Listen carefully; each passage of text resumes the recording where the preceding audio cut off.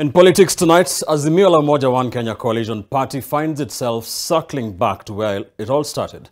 A stage has been set for yet another consultative meeting with their supporters on Tuesday at the historic Kamukunji grounds.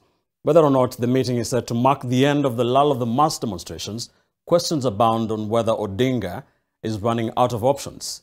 NTV's Melita Oletenges targets. Raila Odinga has long been described as a politician who's more often than not armed with a political trick up his sleeves.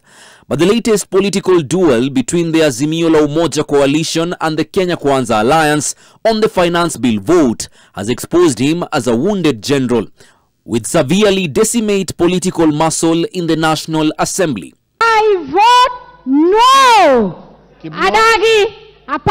Despite Azimio la Umoja insisting time and again that they are the majority in parliament, Kenya Kwanza Alliance carried the day with the bill without breaking a sweat. The bill is now expected to be signed into law by President William Ruto. No sooner had the dust settled on the floor of the National Assembly than the Azimio la Umoja coalition announced what sounds all too familiar. They didn't have the time to lick their wounds from the finance bill thrashing.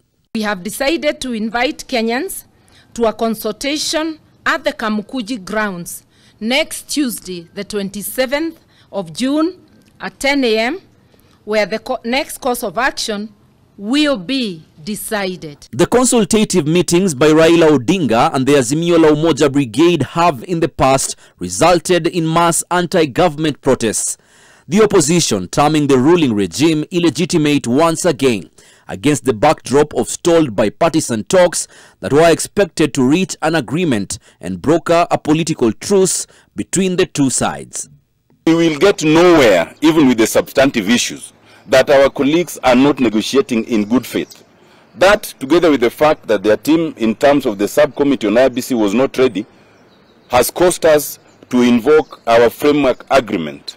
Raila Odinga's back is against the wall, with Kenya Kwanza's numerical strength in parliament and betrayal from his former allies who joined President William Ruto's camp. Supporters of the Azimio la Umoja coalition await directions from their supremos at a time when the harsh economic situation continues to bite hard. Raila Odinga and President Uhuru Kenyatta's silence over the last weeks raises speculations on the duo's next move.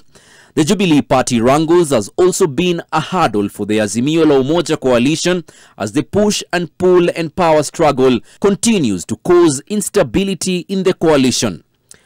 Raila Odinga's foot soldiers have, however, remained adamant that they are firmly behind his leadership and that mass action will make the government of the day budge. Melita Oletenges, NTV.